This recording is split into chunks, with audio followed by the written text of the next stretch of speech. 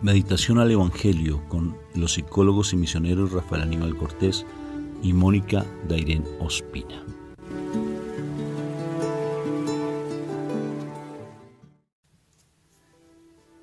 Bueno, Dios me los bendiga. Un abrazo fraterno en Cristo Jesús. ¿Cómo estamos hoy? Bendecidos, encendidos en victoria y con tendencia a mejorar, se dice así en nuestra comunidad. Bendecidos, Moni, encendidos en victoria y con tendencia a mejorar. ¿Qué te parece?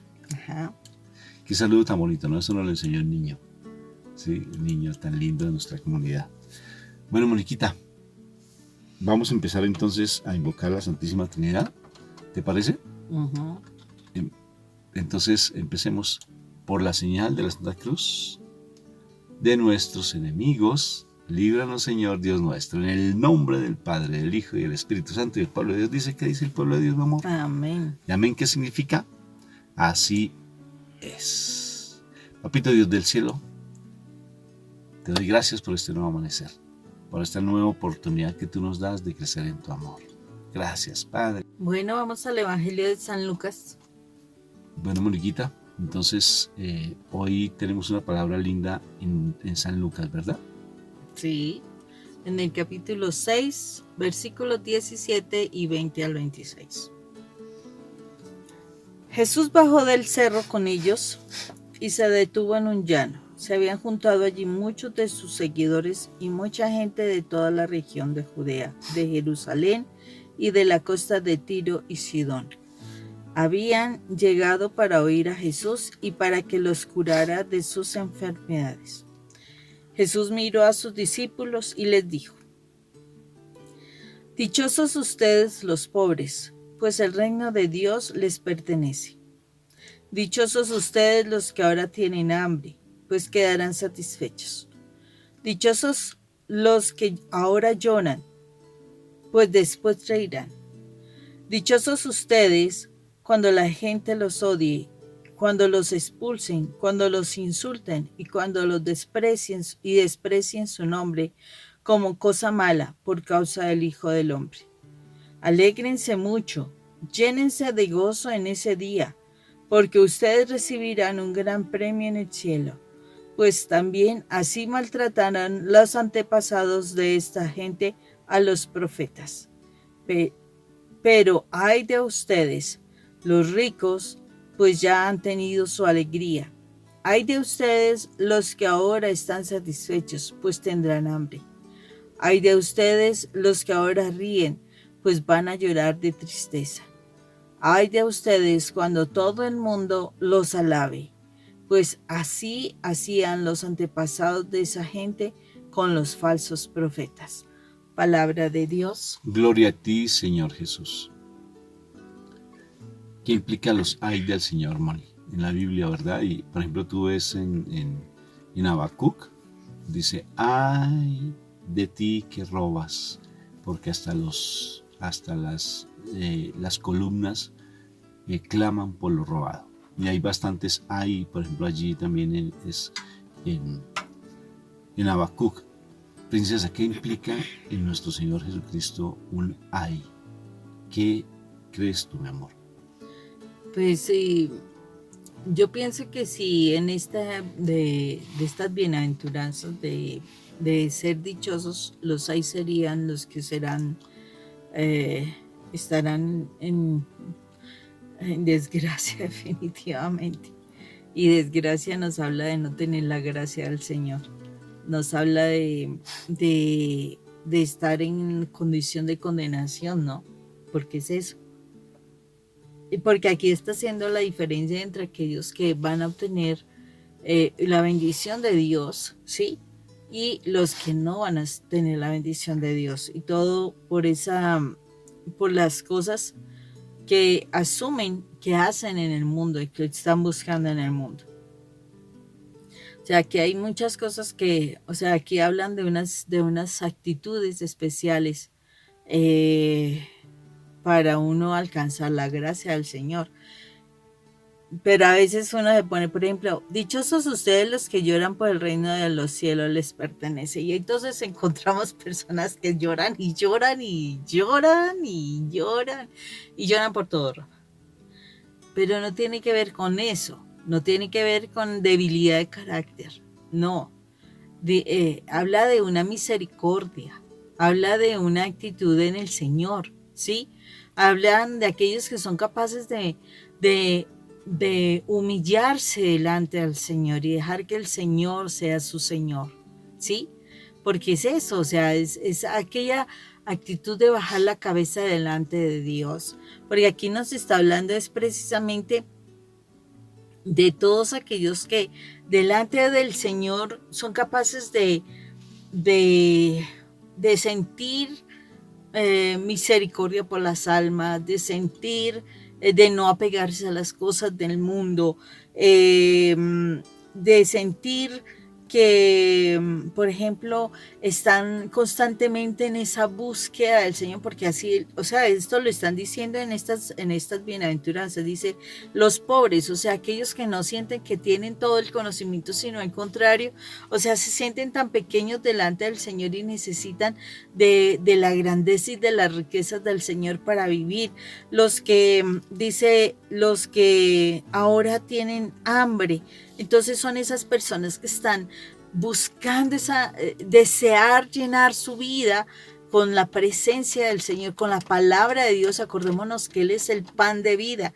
Miremos estos, pues ya hablaba un poco de los que lloran, otros que dicen cuando la gente los odie, o sea, cuando tú estás mostrando las grandezas del Señor, cuando tú estás en tu comportamiento haciendo aquellas cosas que a Dios le encanta, de renunciar al pecado, de no estar en conversación de malos, cosas de esas. Cuando tú empiezas a mostrar la diferencia de quién eres tú frente a Dios como un hijo, una hija amada de Dios, pues es lógico que la gente te va a rechazar. O sea, eso es una de las cosas que se va a enfrentar, porque la gente quiere ese mundo de libertinaje, no es libertad, sino de libertinaje para hacer lo que ellos quieren. Entonces una persona que está con el Señor ya empieza a renunciar a ese tipo de mundo y empieza a marcar la diferencia. Entonces es una persona que le van a hacer el quite, por decirlo así, o sea, lo van a dejar de lado, no querrán hablar con la persona que está en el Señor. Entonces, eso hace que las personas nos odien. Eso hace que las personas, ay, no, esa persona no, eso, no la inviten, esa persona, no, eso déjenla por fuera, o sea, ya la empiezan a sacar, ya la empiezan a expulsar. ¿Por qué? Porque ya empiezas a mostrar unos valores, porque empiezas a mostrar unas actitudes que no van con el mundo, ¿sí? O sea, si tus actitudes y tus valores van con el mundo y te aprueban y te alaban y todo eso, cuestiónate. O sea, nosotros es impresionante porque así como hay personas que nos valoran, hay otras personas que no les interesa hablar con nosotros y al contrario, hablan cosas fuertes a veces. ¿Y todo por qué? Porque no estamos con ellos. Eso lo hacen, por ejemplo, los esposos o las esposas que estén en pecado. Entonces, si tú estás acercándote al Señor, empiezan a criticarte. Te dicen los hijos cuando tú estás realmente en el Señor, no que estés en una religiosidad de legalista, no es que vas allí, vas a muchas misas, muchos rosarios y vives una vida terrible con tus palabras feas y toda la situación. No es eso. Cuando tú vives realmente a Dios, las personas sienten esa situación de la diferencia con relación a ellos y no quieren estar contigo y empiezan a decirte cosas con el fin de ¿qué? Con el fin de que te desmotives y no sigas buscando del Señor, ¿sí? Eso, o sea, eso es lo que el Señor nos está diciendo. Cuando nosotros estamos buscando al Señor es una cuestión muy diferente. Diferente a que si tú estás buscando la aprobación del mundo, que son los hay, pues hay de ti de todo lo que va a pasar, ¿no? Sí, es una condenación. Ese ahí es una condenación, mi amor. Y fíjate que me llama mucho la atención porque son dos grupos de personas diferentes, ¿sí? El necesitado, pero que busca de Dios. El que sufre, o sea, bienaventurados los que sufren, ¿no? Por causa del Evangelio. los que lloran por causa del Evangelio. Todo es por causa del Evangelio. ¿Sí? El que llora por causa del Evangelio, el que sufre por causa del Evangelio, el que tiene hambre y sed de justicia. Todo tiene que ver con base en el comportamiento que uno debe tener de coherencia con el Evangelio y el seguir al Señor. O sea, porque en el mundo, bien lo dice mi Jesús, los que son del mundo no los quieren. Y el mundo los rechaza. Juan 17. O sea, allí mi Jesús cuando ora con nuestro Padre Dios.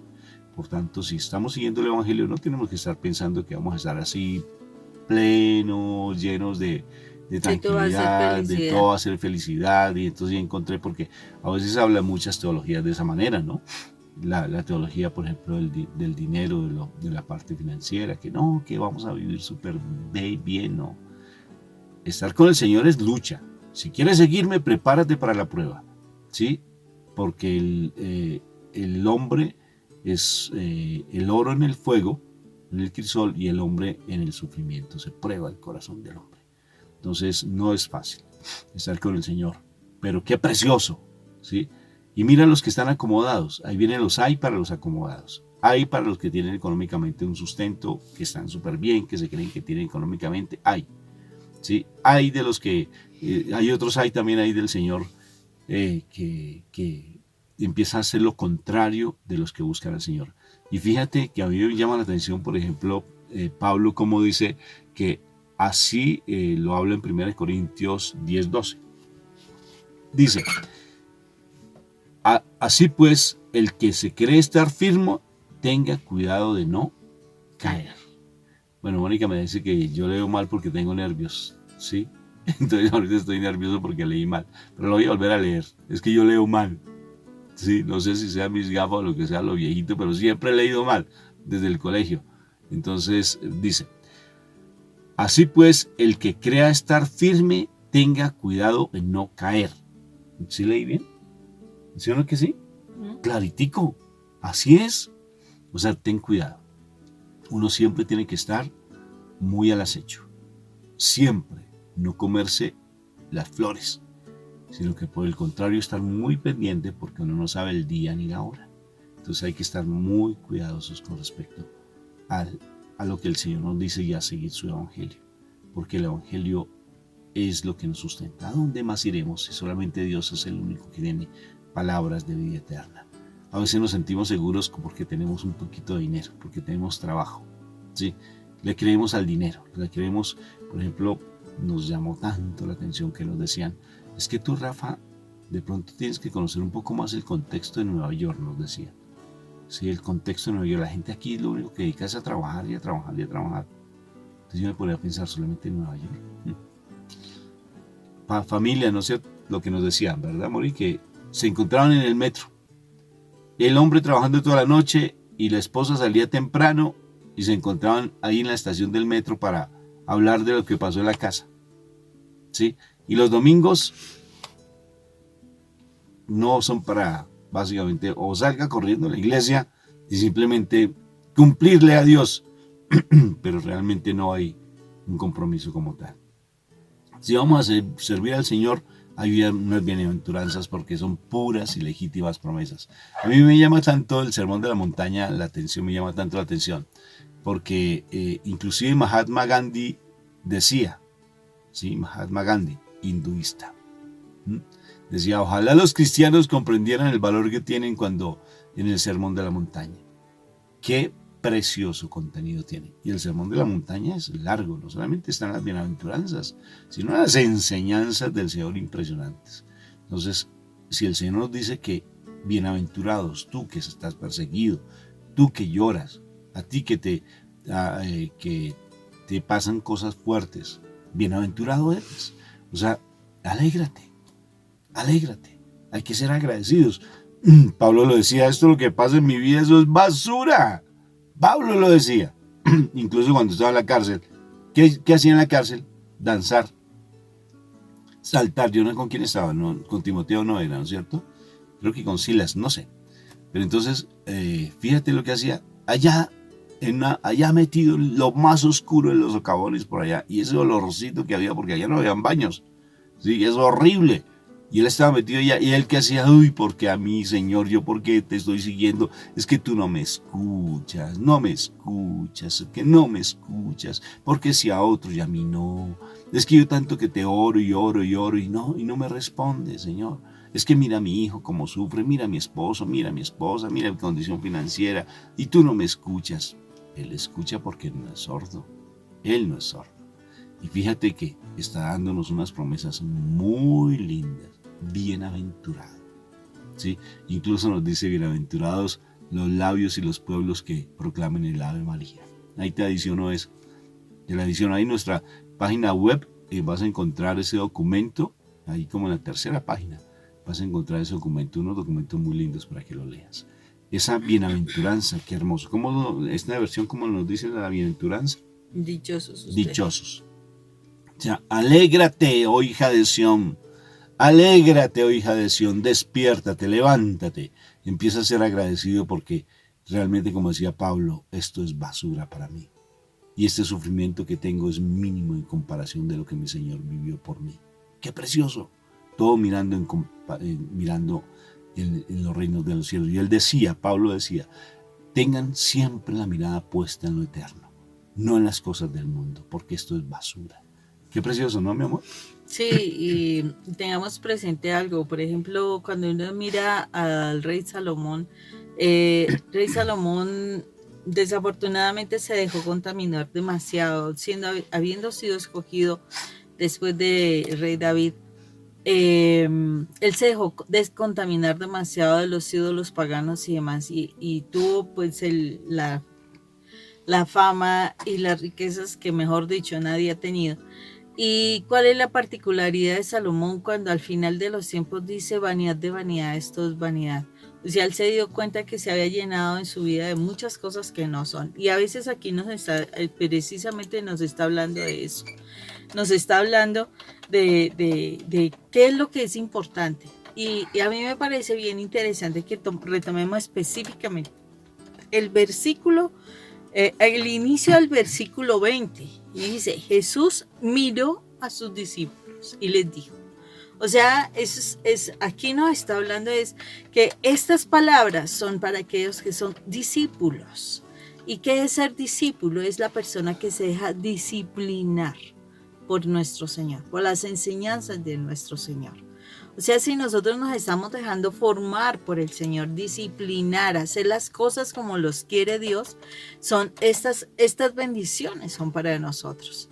Si nosotros estamos así, simplemente lo leemos por ley, pero no nos dejamos disciplinar, eso no es ser discípulo. Discípulo es aquel que hace las cosas que Dios quiere, el que hace la voluntad del Padre, ¿sí? Ese es el discípulo, el que se deja formar, el que se deja trabajar en su corazón, en su carácter, por nuestro Señor, por su palabra. Porque a nosotros no nos quedó a nuestro Señor Jesucristo en físico de carne y hueso, pero sí nos quedó un maravilloso libro que nos habla lo que Jesús decía. Y eso, ese libro maravilloso que es la Santa Palabra, quiere decir que ahí está nuestro Señor recordándonos todo lo que nosotros tenemos que aprender. Pero resulta que a nuestro Señor es al que sacamos de la iglesia. Nuestro Señor es el que sacamos perdón de nosotros mismos. Acordémonos que la iglesia somos nosotros, no somos los ladrillos del templo. Ese es el templo. Nosotros somos la iglesia. Y nosotros hemos sacado a nuestro Señor de la iglesia. Entonces aquí nos está diciendo, los que realmente sean discípulos, a nosotros, porque el Señor miró a sus discípulos. Miró, posiblemente tú sí lo estás haciendo, te está mirando a ti. Ojo con esto, te está mirando a ti. Y te está diciendo, a ti, porque es a ti, dichosa tú, que has creído, que has hecho esto, que estás renunciando a las cosas del mundo, que no te estás llenando de todo lo que el mundo te ofrece, que has pagado un precio para seguirme, has pagado un señalamiento, has pagado ese rechazo que la sociedad hace a aquellos que siguen al Señor. ¿Y todo por qué? Porque eres discípulo o discípula del Señor. Entonces eso es lo que el Señor quiere que nosotros seamos, los discípulos que de verdad vamos a alcanzar estas promesas, no que seamos como los fariseos o como aquellos que se hacían maestros de la ley y la realidad no eran discípulos. Ojo con esto, eran fariseos o maestros de la ley, pero a ellos no se les habló de discípulos. ¿Por qué? Porque ellos no se dejaron formar. Conocían la palabra, sí la conocían, pero no la vivían. Y esa es la gran diferencia. Hay muchos que conocen cosas, pero las conocen para criticarlas, no para vivirlas. El Señor quiere que tú la conozcas para que la vivas, la palabra de Dios. Y eso es lo que el Señor está esperando, que tú seas un verdadero discípulo, ¿no, amor? Y entonces dijo, ya que hablaste de Salomón, Salomón pidió lo mejor. Qué precioso. Salomón, Dios, mi Padre Dios le dijo, mira todo lo que ves a tu alrededor. Eso será tuyo. Eso será tuyo. Todo lo que tú veas. Todo. Y él fue un hombre muy, muy, muy poderoso. Muy poderoso. Sus riquezas, tremendas. Y él dijo, ¿qué saco con tantas riquezas? Dame sabiduría más bien para poder administrarlas. Y pidió lo mejor. Sabiduría.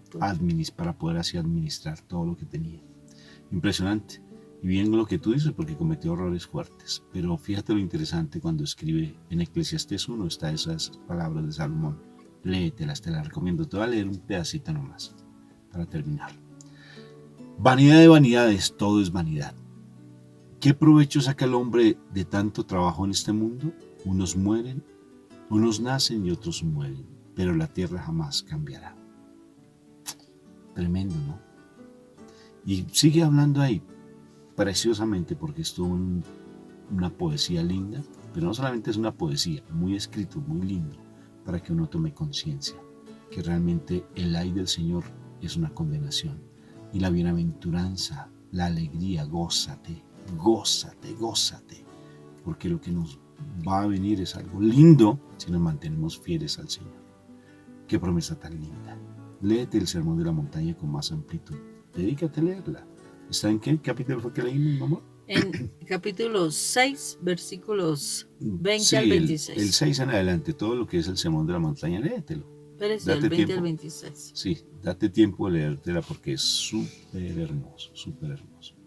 Un abrazo fraterno en Cristo Jesús. Dios me lo bendiga. Dios los bendiga, que tengan un excelente día. Y gracias por sus oraciones porque estamos en las bodas de ¿qué es? ¿Bodas de qué? ¿Los 30 años? De perlas. A ver si estabas pendiente. Yo sabía que estabas pendiente. No todo tengo que saberlo yo, mijita. Bodas de perlas. Gracias por sus oraciones por nosotros. Mañana cumplimos 30 añitos de matrimonio. Qué precioso. 30 años. Y hay una familia, nuestra amigazos nuestros preciosos de nuestra comunidad que están en las bodas de papel. ¿Sabes cuáles son las bodas de papel? Averigua. 5 años. No, casi. Bodas de papel. Qué precioso, también celebrando su añito. Se llaman las bodas de papel. Qué precioso. Un abrazo. Dios los bendiga. Un fuerte abrazo. abrazo. Dios me los bendiga. Un abrazo. Chao. Chao.